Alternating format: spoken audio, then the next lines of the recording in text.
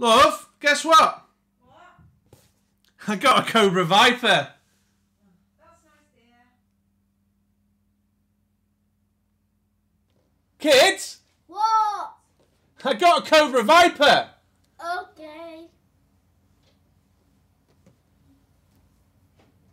Yeah, hi Mum, it's me. Is Dad there too? Hi Dad. Yeah, listen guys, I know I've not rung for a while, but I just had to give you a quick call. I got a Cobra Viper. It's true, I have finally managed to get my hands on a Cobra Viper. And now, here's my review.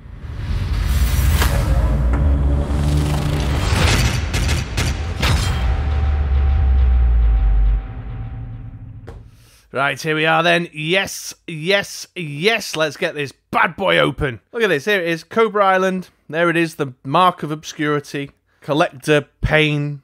The mark of Target exclusive sadness. But it doesn't matter because I've managed to find one. So, box is pretty cool. Standard G.I. Joe classified box. But I love that artwork there. It's got this great, this side, there you go. This great little scene. And a load of Vipers. Getting up to no good, some Cobra-y international terroristy action, and then the Cobra Island motif there on the back page. But that's all. Nah, I'm not interested in that. I want is paperwork. Here he is.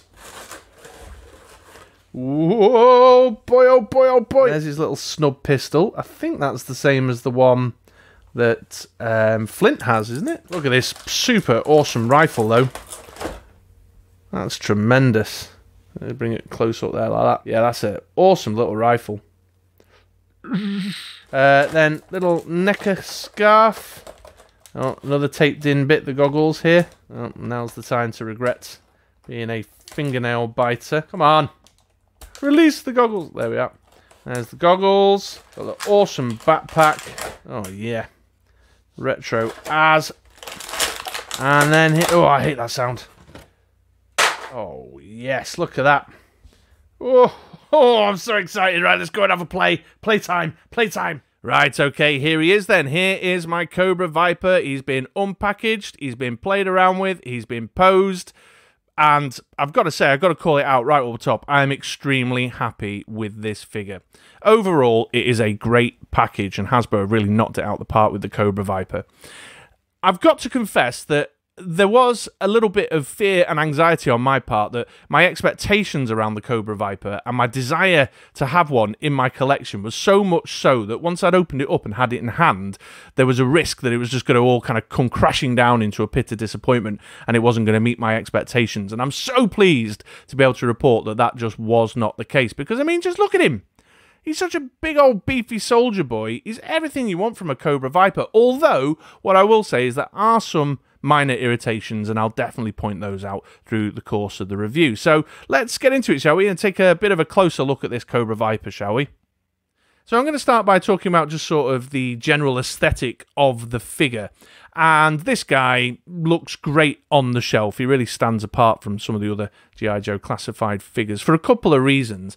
The first is, I think he just strikes the right balance between the classic 80s nostalgic look and feel that we want from, you know, harking back to the cartoon, the comic book, the original 80s action figures, but with the more modern, more contemporary design elements that Hasbro have introduced with the range. I mean, look at him. He's unmistakable. He's a Cobra Viper. If I got an 80s figure and stood it next to him, you'd absolutely identify the similarities straight away. The colour scheme, the blue, the red, the black just really works super well together. They're very complementary colours and just really make him stand out on the shelf, especially next to chunks of the kind of khakis and military greens and stuff that are on there. The helmet, the classic Cobra helmet with the visor and the big blue chrome dome, big part of the character's image, and just stands out and really helps identify him. I mean, in fact, even down to the little red grenades hanging off his combat vest there, I'm pretty sure the original figure had a black combat vest with two little red grenades hanging off it. So he's got all those kind of nostalgic elements that really speaks to me as a middle-aged man nerd who's looking to relive his youth through these figures.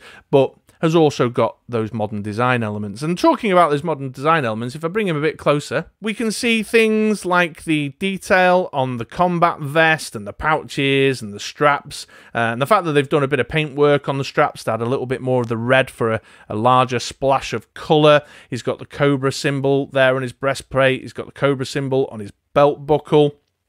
If I turn into his side, you can see how they've moulded in that Viper snaky kind of motif onto the arms and the trimming of the legs, so it's not just kind of painted on. You can see the creases in his sleeves. You can see this red piping here across the back of the combat vest and how the straps continue over just to give it that splash of colour and that extra added element of realism. Like all the G.I. Joe Classifieds, he's got a bucket ton of pouches and pockets for, you know, obviously carrying all his ammo cartridges and flashlights and, you know, all those kind of things that soldier boys carry around. And then if I hold him up a bit more, you can sort of see the quality of the texture in the legs, you know, in the trouser legs and stuff, which looks really great. So he's got all those added, you know, kind of modern design elements, but just looks like a Cobra Viper, and the colour scheme just really pops on the shelf. So very happy with it. Now, staying on the theme of the look and feel of the figure for a moment, upon closer inspection, that's where some of the minor irritations I mentioned start to come to the forefront.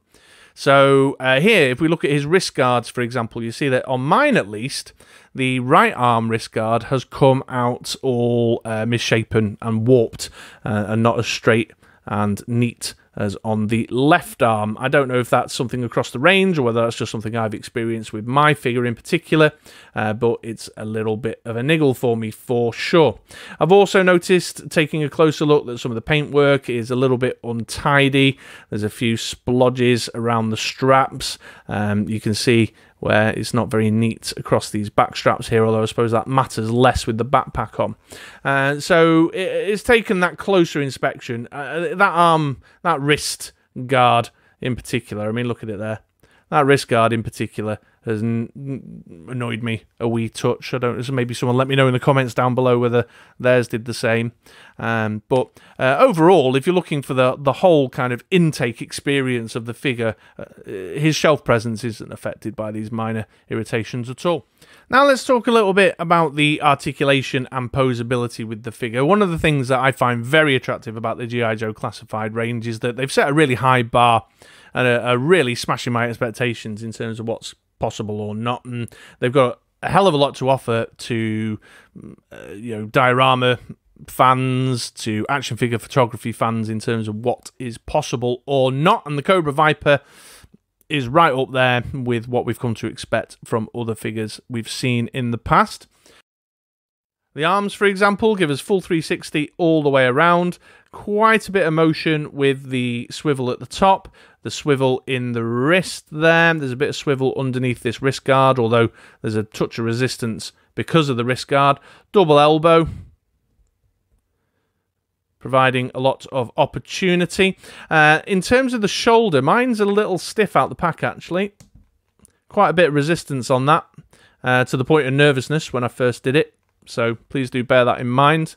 You might need a little bit of oil in there. And then the hand on the right arm, as with the other G.I. Joe Classified range, has got the swivel in there, but on the left hand does not. So quite a bit of movement in the arms. As far as the main body goes, you're a little bit more limited in terms of options there. You've got the waist swivel, which will allow you to do some stuff with the when using the guns and put them into sort of shooty pew pew poses. However, because of the way the combat vest sits on the front there, there's no crunch, barely any at all. So if you were looking to put him into a like a slouched, wounded position up against a wall or something, you're really going to struggle unless you want to cut the vest off, which is disappointing. So yeah, not much going on with the main body to speak of. Taking a look at the head, again, we've got some limited options available with what the Viper's capable of doing there. You've got good left and right, and decent down, but because of the way the helmet sits across the back of his shirt collar there, you've got no upward at all. No upward at all. So if you wanted to place him in some, I don't know, laying down, crawling through the mud kind of poses, you'll struggle.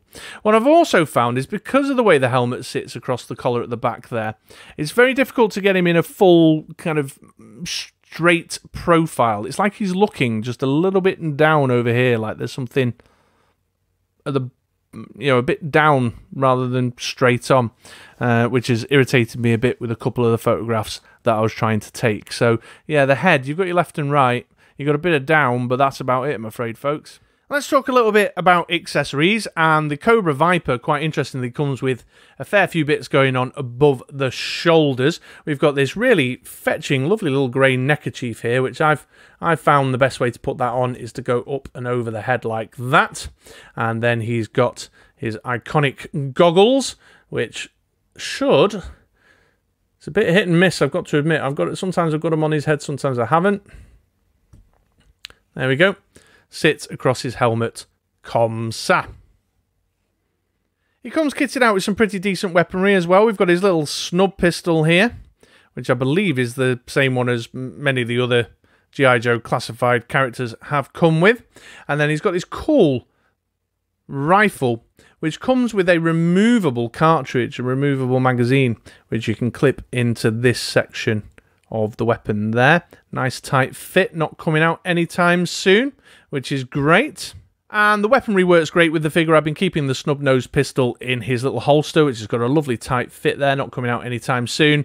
And the rifle sits really easy, really nice in his hands, and gives a lot of opportunity for action poses. Like this video and subscribe to this channel, you bloody fools, or I'll set this geezer on you.